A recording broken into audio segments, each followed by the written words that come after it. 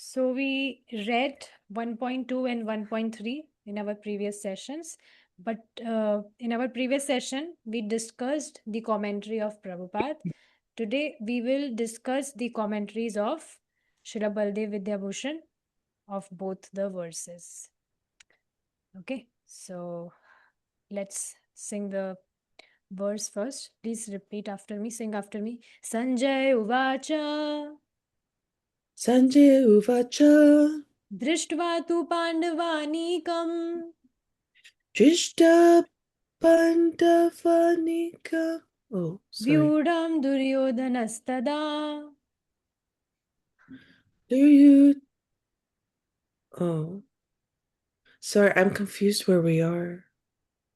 Vyudham Duryodhanastada Vyudam Duryodhana Stada Acharyam Upasangamya Acharyam Upasangamya Raja Vachanam Abravit.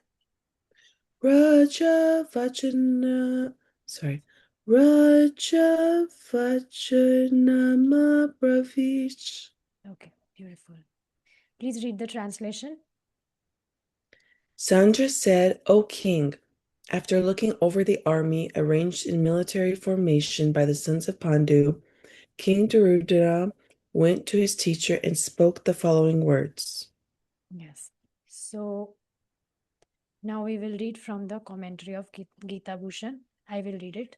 The pious Sanjay could understand that Dhṛtarāṣṭra, blind from birth, but having the eye of wisdom, was now blind with illusion because of loss of wisdom concerning dharma.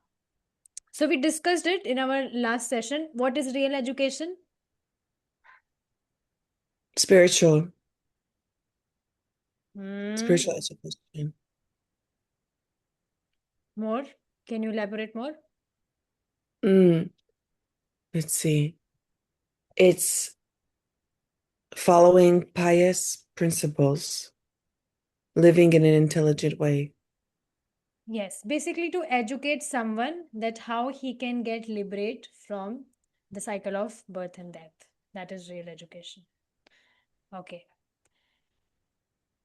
we learned this. He was thus worried that his son would give the kingdom to the Pandavas. Who? Dhritarashtra. And Therefore, understanding this, Sanjay, fixed in dharma, gave satisfaction to Dhritarashtra by saying that his son would certainly not give the kingdom to the Pandavas. So, what does this mean? That your son is so much impious, he's so much rascal, that even if he is there on the battlefield, which is the place of pilgrimage.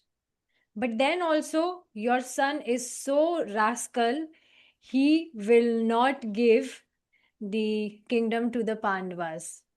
Means he will not influenced, he will not get influenced by this place, this pious place. Duryodhana, expert in political affairs or Rajniti, seeing the arrangement, Vyudham, of the troops, Anikam, of the Pandavas, personally approached the teacher Drona, who had given instructions to him from Dhanurveda and spoke some words. So now,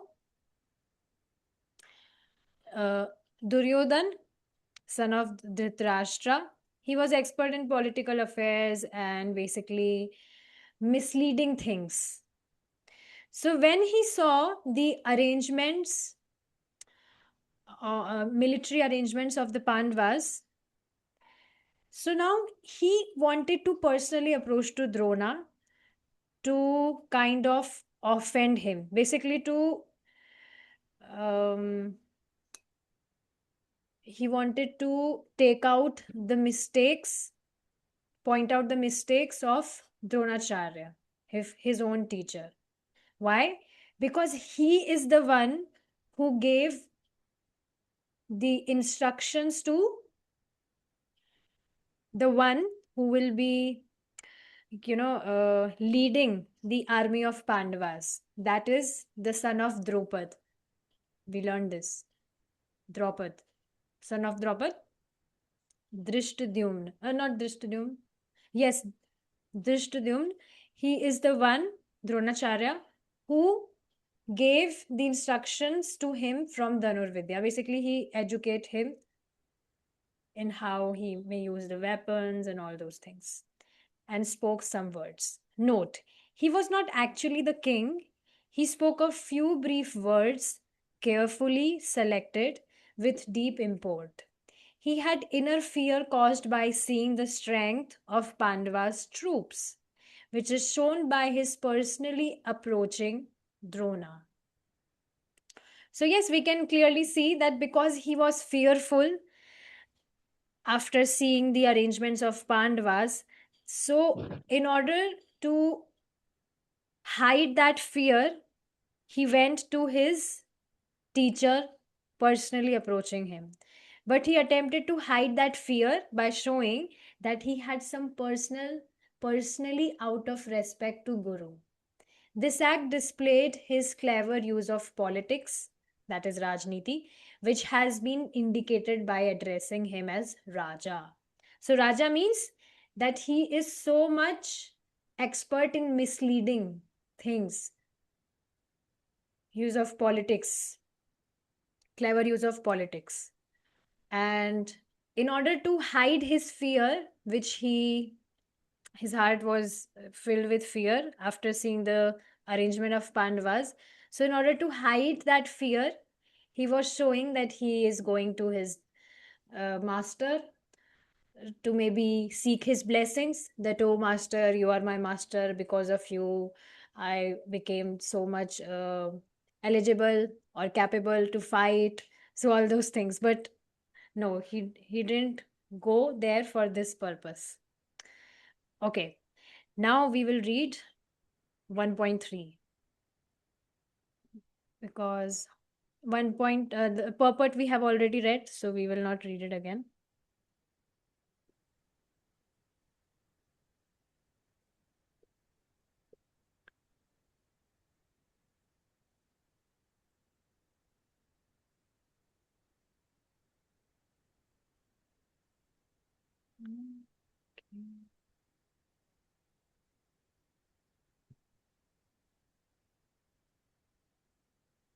I hope you can see my screen.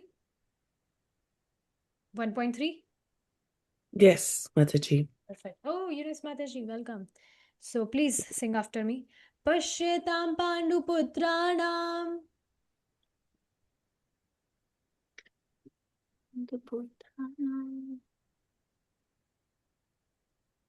Read, sing. Separately or together?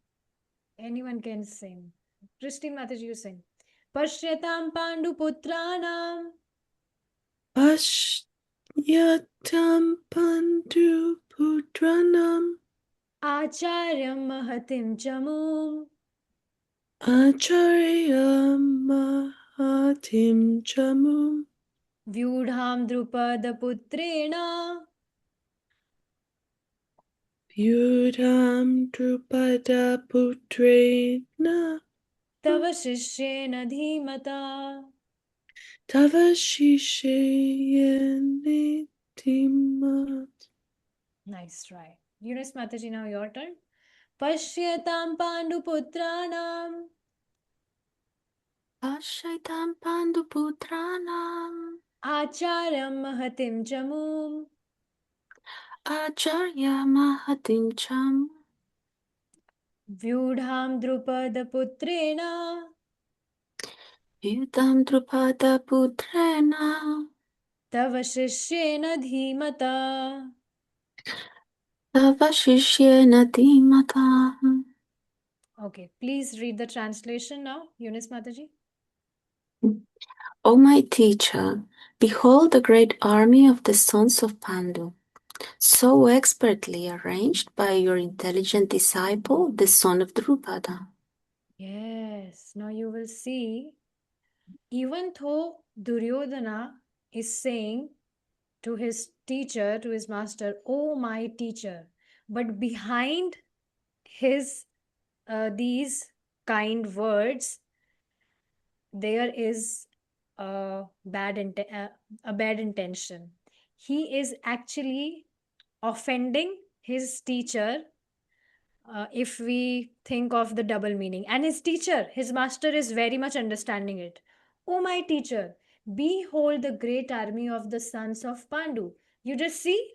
Means he is trying to say, you are blind, you cannot see, but you see.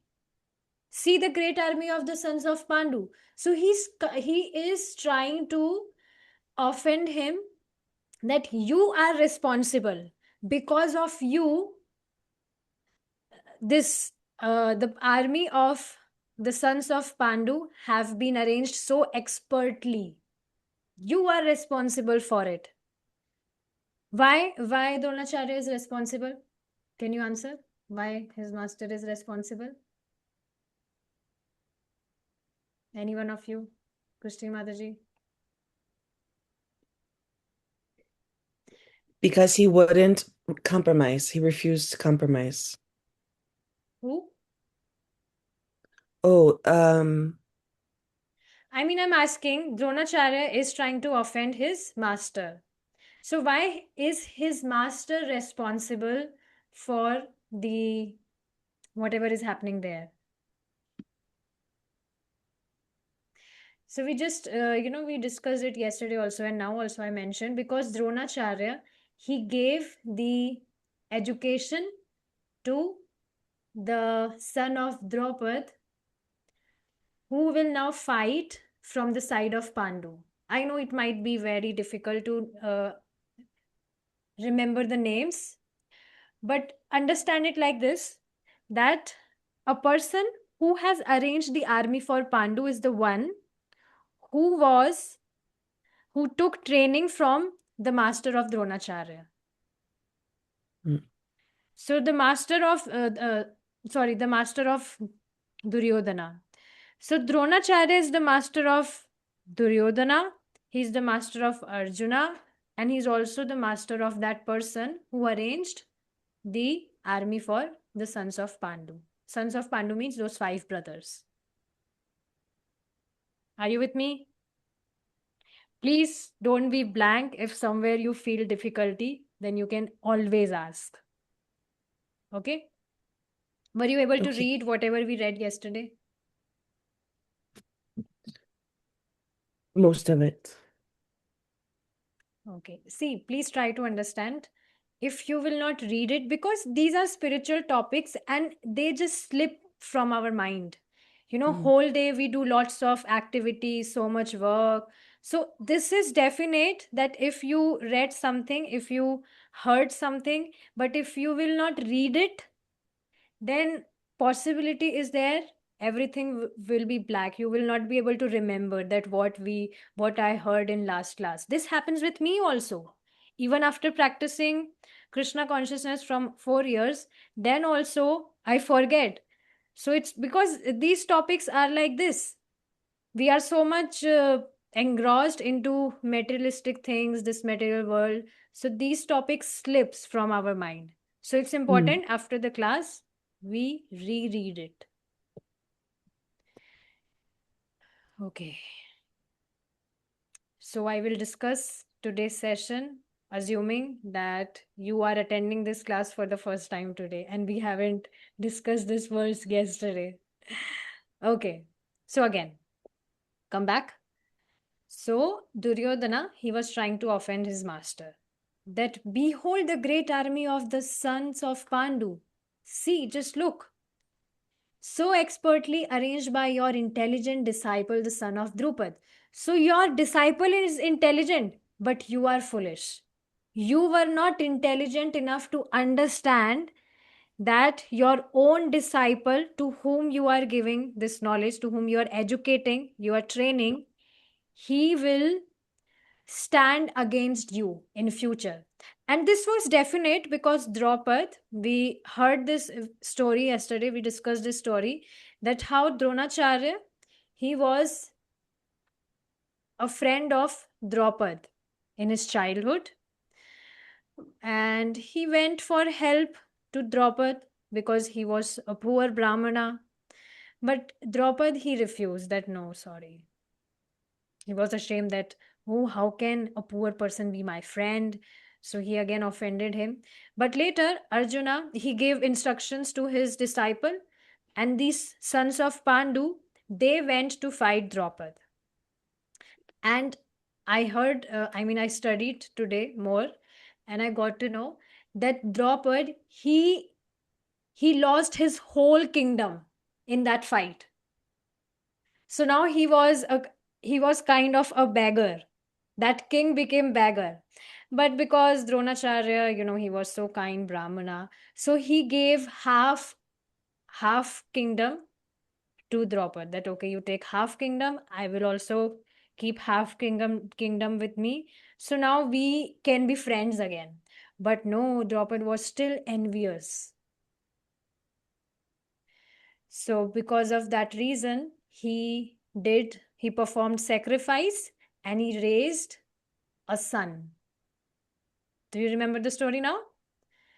And to that son, Droṇācārya gave training. Okay, now let's see the commentary. This verse relates the words spoken by Duryodhana. Duryodhana, son of Dhṛtarāṣṭra, the blind king. Thinking that Drona would not fight against Yudhishthira and his brothers because of great affection, in order to produce some anger in Drona towards them, he revealed the Pandavas' disrespect for Drona. So Arjun and all the Pandavas, basically they were pious brothers. And because of that reason, Droṇācārya had a great affection for all the brothers, especially for Arjuna because he was expert in Archery. Yay, you remember it. Good. So yes, because he was expert in archery, that's why Droṇācārya had a great affection with Arjuna. So let's discuss this story also, how he became favorite, how Arjuna became favorite of Droṇācārya. So once Droṇācārya, all the disciples were there, they were gathered, and Droṇācārya said that on that tree is a bird, and you have to you have to point through the arrow, you have to point the eye of that bird. So before going ahead, he first asked everyone that what did they see when they are about to perform, they are about to attack. So what are they seeing? So someone was saying that I am seeing the tree, I'm seeing the leaves, I am seeing the bird. But Arjuna said that I'm only seeing the eye of that bird. And this was the test which Arjuna passed, and Droṇācārya was very happy from him. And at that day, he gave him a benediction that you would be the greatest warrior of this world. And yes, this is how Arjuna get blessings of his master, and he became the best warrior in archery. So yes, like that. So yes, Droṇācārya, he had great affection for his for these 5 brothers. So we should take a lesson from here that any person who is pious, who is a gentleman or gentle woman, lady, whatever. Gentle means he's pious. Basically, he is devoted to Krishna or God. So automatically you will see that devotee will have lots of well-wishers. Everyone will become his friend, his well-wisher. Because people can also sense it that this person is very nice. He is devoted to God. Although that person might not be a devotee of God, he might be a sinful person, but then also he will have some respect for a devotee. Even though if even he don't express it, but then also somewhere people, they have respects for devotees. And definitely Krishna is influencing them for this behavior. I have also seen this in my life. Like everyone to whomsoever I meet, they are so gentle, they always smile. And I don't remember if any person is keeping any hatred. So I'm telling the potency of this process. This makes any person so great that everyone will become uh, your well wisher. They will have affection for you because you are following purity in your life. So people can sense it. So, yes. So, yes, same way, because these brothers were pious, they were devoted to Krishna. So, Droṇācārya had great affection for them. But Duryodhana, he knew it. So, in order to invoke anger in his heart or to agitate Droṇācārya, he revealed the Pandavas' disrespect for Drona. That you see, they are your disciples. That Arjuna, he was your favorite student, right? But see, he is standing against you now. So, like that, he's trying to agitate him. Their army has approached very close with arrogance, not considering your exalted position as a warrior and teacher. Just look. So, he's trying to agitate Droṇācārya. Seeing that, you should recognize their disrespect. They are not respecting you. They are your disciples and they are standing against you. The army has been arranged by the son of Drupada. So we already learned this. I hope now you can remember this point. Son of Drupada. Good. Thank God. My explanation is successful. Okay. Drupada, in order to kill you, had his son Dhṛṣṭadyumna. So the son of Drupada is Dhṛṣṭadyumna. Appear from the fire sacrifice. So we already, learned this in the purport of Prabhupada yesterday. That in order to kill Droṇācārya, because Drupada had envy in his heart, so he performed some sacrifice and he raised Dhṛṣṭadyumna as his son from that fire sacrifice. And he also, at the same time, he also raised a daughter from that sacrifice. Can you guess the name?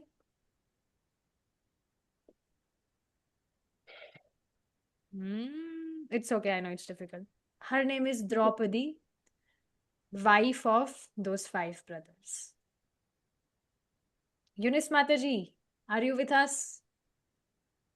Yes, so Are these topics Draupadi, are these topics new for you, or you have already read all these?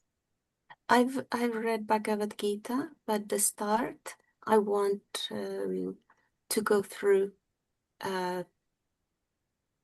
It's always nice to Okay. hear it, to keep hearing it. Great. Okay, let's move forward. And then he is continuing. And then you, though knowing he was an enemy, taught that son the art of fighting. You already knew it, that he will in future, he will,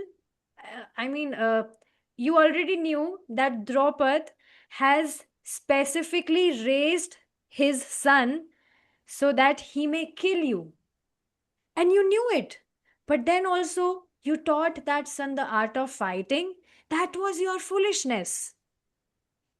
And he, the enemy, is very intelligent, to whom you gave the training, having learned it from you how to kill you. what you have done has produced a problem for us now. So you see, he is trying to agitate him very nicely.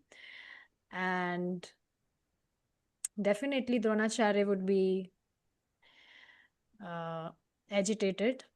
That we will see in next verse.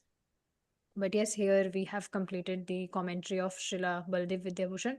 Now, I also want to read these purports because it would be nice as revision. So 1.2 can read Christine Mataji, and then 1.3 Eunice Mataji can read. So please read the purport 1.2. Purport of Prabhupada. Dhṛtarāṣṭra was blind from birth. Unfortunately, he was also bereft of spiritual vision. He knew very well that his sons were equally blind in the matter of religion, and he was sure that they could never reach an understanding with the Pāṇḍavas, who were all pious since birth. Still, he was doubtful about the influence of the place of pilgrimage, and Sanjay, do you say Sanjay? Yes.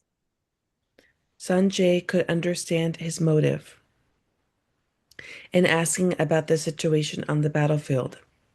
Sanjay wanted, therefore, to encourage the despondent king, and thus assured him that his sons were not going to make any sort of compromise under the influence of the holy place. Sanjay, therefore, informed the king that his son, Duryodhana, after seeing the military force of the Pāṇḍavas, at once went to the commander-in-chief, Droṇācārya, to inform him of the real position. Although Duryodhana is mentioned as the king, he still had to go to the commander on account of the seriousness of the situation. He was therefore quite fit to be a politician. But Duryodhana's diplomatic veneer could not disguise the fear he felt when he saw the military arrangement of the Pāṇḍavas. So is it clear? Yes, Mataji. Are you sure? It is a complex story, but I'm glad you're explaining to us very carefully. So I think the main things are there. Yeah, thanks. I may look up like pictures of different characters, because if I can kind of see it, like see it as a Okay, story, good it may idea. help me. So I Yeah. can do this. I would also show you pictures from tomorrow because story should also have pictures and it becomes easy to learn story from pictures. Okay, I could do that. Okay, next 1.3 purport by Prabhupada. Please try to read it slowly and consciously. And anywhere if you face any doubt or difficulty, you can always ask. Eunice Mataji, please read. Okay, purport. Duryodhana, a great diplomat, wanted to point out the defects of Droṇācārya, the great Brahmana commander-in-chief. Droṇācārya had some political quarrel with King Drupada, the father of Draupadi, who was Arjuna's wife. As a result of his quarrel, Drupada performed a great sacrifice, by which he received the benediction of having a son who would be able to kill Droṇācārya. Droṇācārya knew this perfectly well, and yet, as a liberal Brahmana, he did not hesitate to impart all his military secrets when the son of Drupada, Dhṛṣṭadyumna, was entrusted to him for military education. Now, on the battlefield of Kurukshetra, Dhṛṣṭadyumna took the side of the Pandavas, and it was he who arranged for the military phalanx after having learned the art from Droṇācārya. Duryodhana pointed out his mistake of Droṇācārya's so that he might be alert and uncompromising in the fighting. By this, he wanted to point out also that he should not be similarly lenient in battle against the Pāṇḍavas, who were also Droṇācārya's affectionate students. Arjuna, especially, was his most affectionate and brilliant student. Duryodhana also warned that such leniency in the fight would lead to defeat. Over. Okay, so let me tell you the summary. Very easy. See, in first verse, Dhṛtarāṣṭra, the blind king, he asked Sanjay that the sons of Pandu and my sons, they have gathered on the battlefield. So what are they doing? Then Sanjay, he replied to Dhṛtarāṣṭra that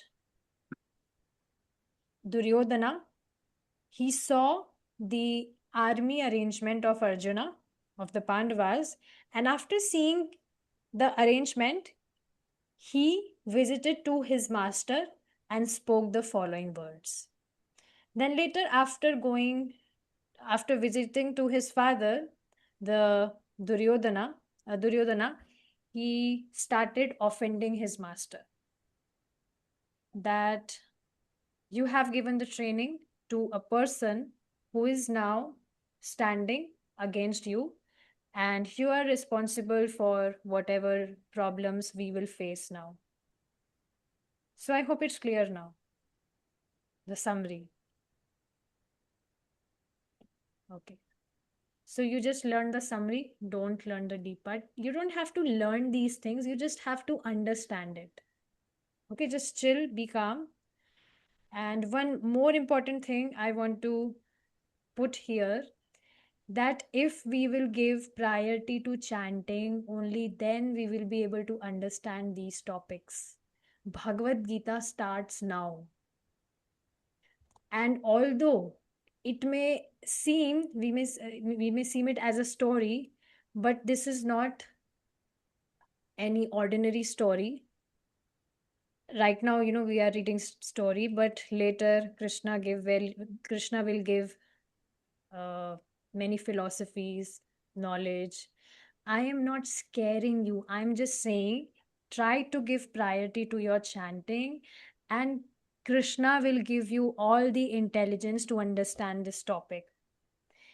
Because in order to gain something, we have to lose something. But you are not losing anything here. You just have to put little efforts to give priority to your chanting. And you will see the magic. As you will give priority to your chanting, you will try to chant attentively, humbly, and respectfully.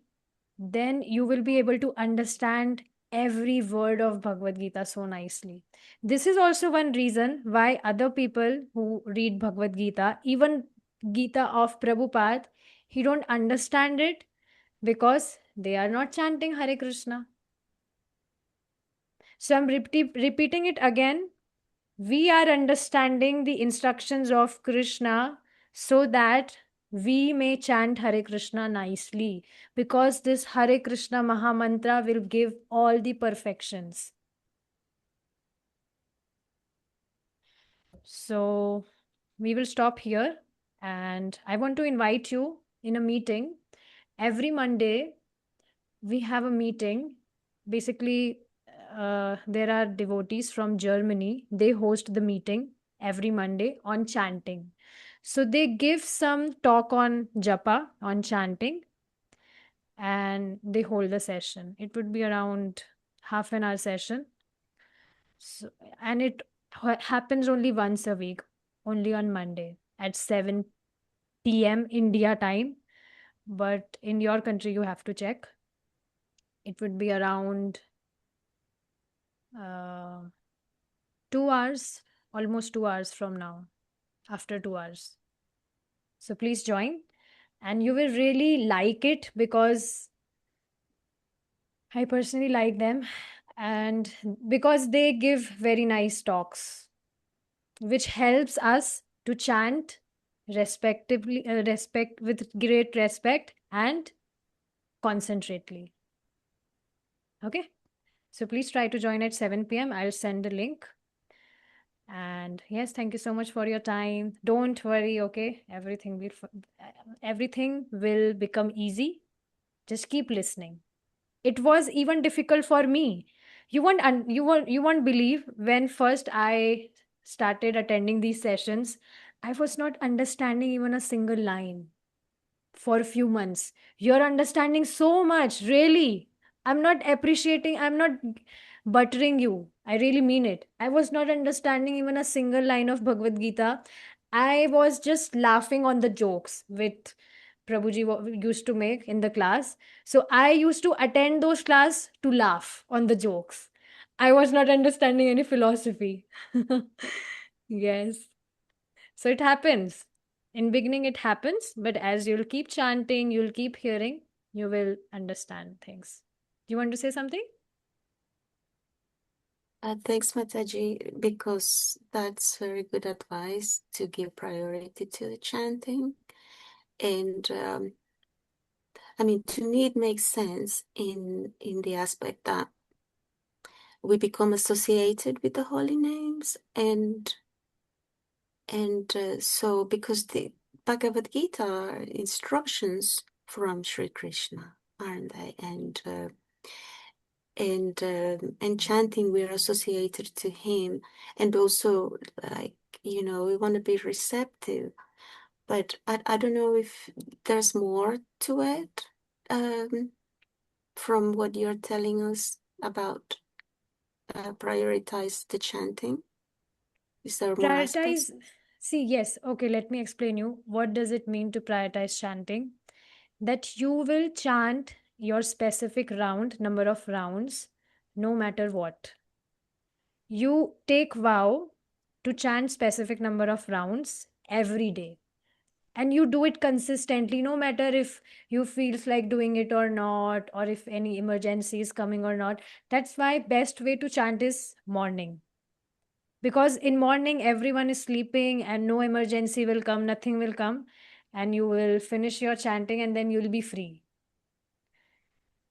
So yes, priority means you are chanting your prescribed rounds no matter what, and also try to chant it offenselessly.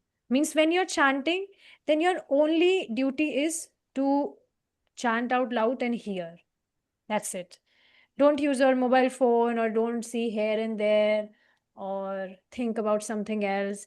Even thoughts come, then also try to again concentrate your mind in hearing the mantra. That's it. This is what it means to give priority to chanting. Because when you're chanting, you're getting direct association of Krishna. But if we are neglecting it, and while chanting we are doing other things or thinking something else, then we are not uh, prioritizing Krishna in our life, or we are not giving respect to the holy name. Just like, suppose if you are here in the meeting and I'm discussing these topics, and instead of listening to me, you are talking on your mobile phone, or you are eating something else and watching TV. So that will not be nice, isn't it? You're not giving priority to me, and you're not respecting me. And you're like, okay, you have appeared here, you have came here, it's okay, we don't care, we will enjoy whatever we like to do. So this is what it means to give priority. If you're chanting, so at that time you just chant Hare Krishna, you give priority to chanting, nothing else. And do it every day, no matter what. Our goal is to reach to 16 rounds. So I know it's difficult to chant 16 rounds from the very beginning, but we can try to do it gradually. We can try to increase it gradually. Let me tell you, when I was initially chanting Mahamantra, I was not even able to chant one complete round. It was very difficult for me to even chant one round. It was very difficult. But, by time I improved. And now, I mean, I'm able to chant more than 16 by Krishna's grace.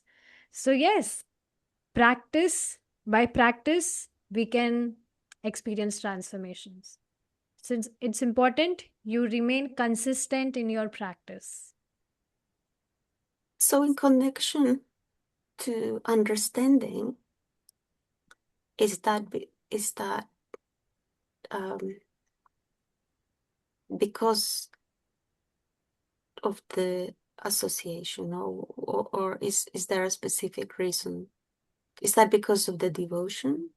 How do we understand better with the chanting prioritizing? Yes, by associating and chanting in association with devotees, you can, come every Monday and whatever lesson you get, make notes, whatever talk he gives on japa, on chanting, note it and try to apply that throughout your week. So that way you can understand how you can, do your chanting nicely. So whatever he tells, you make a note of it and try to apply it throughout your week. Yes. I'm also wondering, similarly as what Mataji Eunice is asking, is it a matter of when we chant, it changes our disposition and we become more receptive? And so Yes. then the things just make more sense True. or more focused. Yes. Mm. Chanting will make you all eligible, capable to attain Krishna. Mm. Chanting will give you everything. That's why chant, chant, chant. You will see our acharyas, they were chanting all the time. All the time. They were even not sleeping. Just see Prabhupada, he was chanting every time. Once he gave a lecture that we should be detached from the world, we should not engage ourselves in material things. Then later, after lecture was over, he was busy in construction things. He was giving instructions that, oh, you build like you construct it like this. That means externally, one may think that Prabhupada was giving lecture, but now he's also doing material things. So a person, he asked from Prabhupada that, Prabhupada, you were saying we should stay detached from the things, from the material world activities, but now see what you are doing.